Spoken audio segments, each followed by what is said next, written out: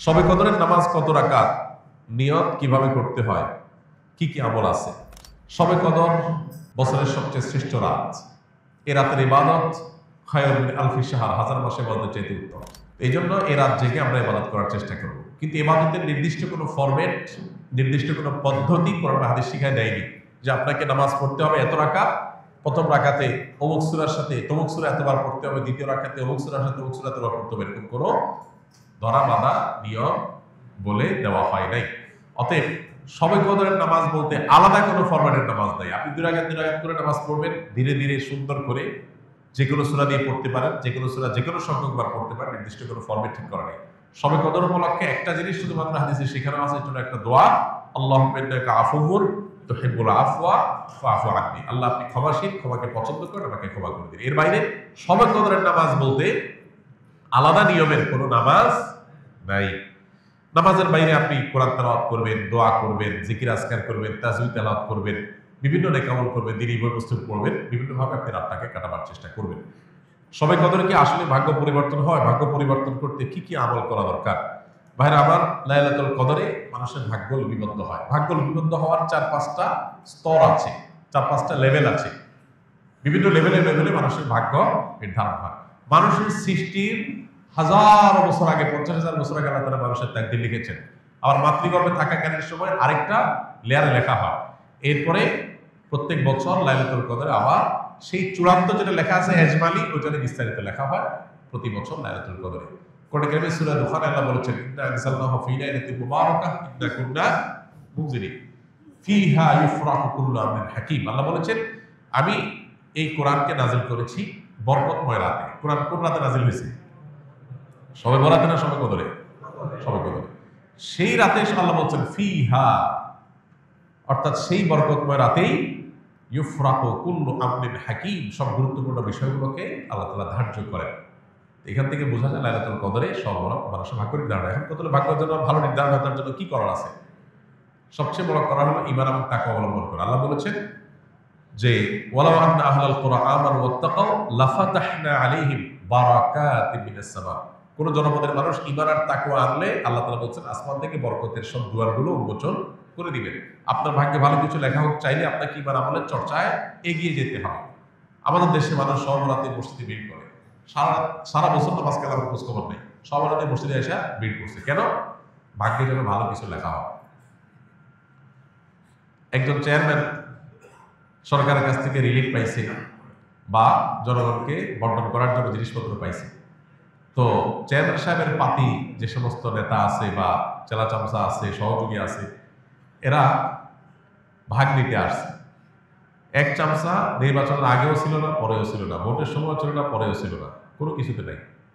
এখন যখন সরকারি চাইনা এসে হাজির হয়ে গেছে, গমা এসে হাজির হয়ে গেছে, সে এসে ভাগ নিতে হাজির হয়ে গেছে। কি বলেন, এ পাবে ভাগে? আর যে সবসময় ছিল, ও যদি এদিন হাজির নাও হইতে পারে, তারপর চেয়ারম্যান সাহেব তার জন্য ঠিকই রেখে দিবে যে তুমি এগুলো বন্টন করো তোমার এলাকায়। একইভাবে আল্লাহ রাব্বুল আলামিনের আনুগত্য যদি আমরা সবসময় করি, ইনশাআল্লাহ আল্লাহ আমাদের নসিবে ভালো কিছু দিবেন।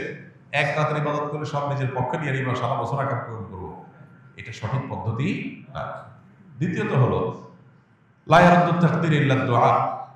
দোয়া এমন একটা হাতিয়ার যে আল্লাহ তাআলা তাকদীরের দুইটা পার্ট আছে, একটা গায়রে মুবরাম, একটা মুবরাম, একটা চূড়ান্ত, একটা অচূড়ান্ত।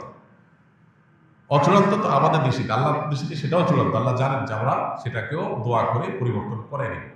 তো দোয়ার মাধ্যমে ওই তাকদীর পর্যন্ত আল্লাহ পরিবর্তন করেন। এই জন্য বিশেষ করে দোয়া করতে হবে, লাইলাতুল কদর হোক অন্য সময়, ইনশাআল্লাহ আল্লাহ তাআলা ভাগ্যে ভালো কিছু দান করবেন। শবে কদরে নাকি সকল গুনাহ মাফ করা হয়। তাহলে বান্দার হক যারা খেয়েছে এবং শিরকের গুনাহ, এগুলো কিভাবে মাফ হবে? আল্লাহ তো বলেছেন হাশরের ময়দানে সবকিছুর হিসাব দিতে হবে। শবে কদরে সব গুনাহ মাফ হবে, কিন্তু বান্দার হক তো মাফ হবে না ভাই। বান্দার হক বান্দার কাছ থেকে আদায় করে মাফ চেয়ে নিতে হবে, মাফ পেয়ে নিতে হবে, তা না হলে মাফ হবে না। আমরা অনেকে মোছে তাও দিয়া বসে আছি যে শবে কদর সব মাফ করে দিবি, তাইলে চুরি দাঁড়ি ডাকাতি 2 নম্বরে যা কিছু করলাম, এক শবে কদর ইবাদত করলেই তো সব মাফ। দেখুন, ইসলামের সাথে অন্য সব ধর্মের এখানে একটা মৌলিক পার্থক্য। খোদ ইয়াহুদিরা, আল্লাহ কোরআনে তাদের সম্পর্কে বলেছেন, ইয়াহুদিরা বলে লান তামাসসানান নারু ইল্লা আইয়ামাম মাদুদা। তারা বলে আমাদেরকে আগুনে জাহান্নামে কয়েকদিন থাকা লাগবে, এরপর আমরা জান্নাতে থাকবো। তাহলে আর অপরাধ না করার কারণ নাই তো, তাহলে অপরাধ না করে থাকতে কি দুঃখ, অল্প কাজে থাকা লাগবে, অনন্তকাল আমরা জান্নাত অটোমেটিক আমাদের গ্রান্টেড। এই জন্য তাদের অপরাধ থেকে বাঁচার কোনো গরজ নাই। খ্রিস্টানরা মনে করে ঈসা আলাইহিস সালাম তিনি শুলে চড়ে, যদিও তিনি শুলে চড়েন নাই কোরআনের বর্ণনা অনুযায়ী, তিনি আত্মাহুতি দিয়ে আত্মত্যাগ করে আমাদের সমস্ত পাপের দায় তিনি নিয়ে নিছেন। এটা কারা মনে করে? খ্রিস্টানরা। যেহেতু আমাদের সমস্ত পাপের দায় উনি নিয়ে নিছেন, অথবা আল্লাহ আমরা আর কিছু করবে না, আমাদের পক্ষ থেকে আমাদের নবী নিয়ে নিছে সব। এই জন্য তাদেরও কোনো পাপ না করার ব্যাপারে কোনো গরজ। ইসলাম এমন এক দিন, যে দিন বারবার করে কোরআনের পাতায় পাতায় বলেছে ওয়া আল্লাহ তাজিরু ওয়াজিরাতুন বিজরা উখরা, কারোর পাপের বোঝা আর কেউ বহন করতে পারবে না, কোনো অপশন নাই। তুমি পাপ করছো, তোমাকে পেতে হবে। এই জন্য একজন ইমানদার পাপ করলে সেটার প্রায়শ্চিত্ত করতে হবে। আপনি পাপ করবেন, অন্যের হক নষ্ট করবেন, আর সবকদরে আপনারা মাফ করে দিবে। জি না, সবকদরে আপনার ছোটখাটো গুনাহগুলো মাফ করে দিবে, কিন্তু আল্লাহর কাছ থেকে বান্দার হক নিয়ে মাফ পাইতে হলে তারটা তাকে ফেরত দিতে হবে, তার কাছে মাফ চেয়ে দিতে হবে, তারপর আল্লাহ তাআলা মাফ করবেন। অতএব এই বিষয়ে যেন আমাদের ঘাটতি না থাকে। আল্লাহ তাআলার 99 নাম মুখস্থ করার ফজিলত কি? আল্লাহ রাব্বুল আলামিনের 99 নাম এ সম্পর্কে হাদিসে আসছে, নবী সাল্লাল্লাহু আলাইহি ওয়াসাল্লাম বলেছেন ইন্না লিল্লাহি 99 ইসমা, যে ব্যক্তি আল্লাহ তাআলার 99টি নাম আছে, যে ব্যক্তি এগুলোকে হেফাজত করবে, সংরক্ষণ করবে, মুখস্থ করবে, এই ব্যক্তি জান্নাতে প্রবেশ করবে। এখানে মুখস্থ করা বলতে নামগুলো মুখস্থ করা, সেগুলোর অর্থ বোঝা, সেগুলোর প্রতি বিশ্বাস করা। আল্লাহ তাআলার গুণবাচক নাম আলিম, আল্লাহ সবকিছু জানেন, অতএব এটা আমি বিশ্বাস করবো যে আল্লাহর কাছে অজানা কিছু নেই। আল্লাহ তাআলার গুণবাচক নামের মধ্যে একটা আছে কাদির, আল্লাহ সবকিছু করতে সক্ষম, আল্লাহর কাছে অপারগতা বলতে কিছু নেই। আল্লাহ তাআলা বাসীর, তিনি সবকিছু দেখেন, সর্বদ্রষ্টা, অতএব তার কাছে লুকাবার কোনো সুযোগ নেই। এইভাবে আল্লাহ 99 নামের প্রত্যেকটার অর্থ বুঝে বুঝে আপনি সেটা অন্তরে বিশ্বাস করলেন, এটাই হলো প্রকৃত অর্থে সংরক্ষণ। এইভাবে আপনি যদি সংরক্ষণ করেন, ইনশাআল্লাহ এটা জান্নাতে যাওয়ার কারণ হবে। আমাদের দেশে অনেকে আল্লাহ 99 নাম, এটা অমুক নাম এতবার জপলে এই কাজ লাভ হয়, অমুক নামটা এতবার বললে বা জিকির করলে এই মনের মাকসাদটা, উদ্দেশ্যটা হাসিল হয়, এই জাতীয় নানা রকমের কথা আমাদের সমাজে প্রচলিত আছে। এগুলো তাজরিবা দ্বারায়, অভিজ্ঞতা দ্বারায় কোনো আলেম, কোনো দিনদার মানুষ এর উপকারিতা পেতে পারে, কিন্তু কোরআন হাদিসে কোথাও আল্লাহর কোন গুণবাচক নাম নির্দিষ্ট সংখ্যক বা জপার কোনো নির্দেশ আমাদেরকে দেওয়া হয়নি। তাহলে কিসের নির্দেশ দেওয়া হয়েছে? আল্লাহর গুণবাচক নামগুলোর অর্থ বুঝে সেটার প্রতি বিশ্বাস মনে প্রাণে স্থাপন করা।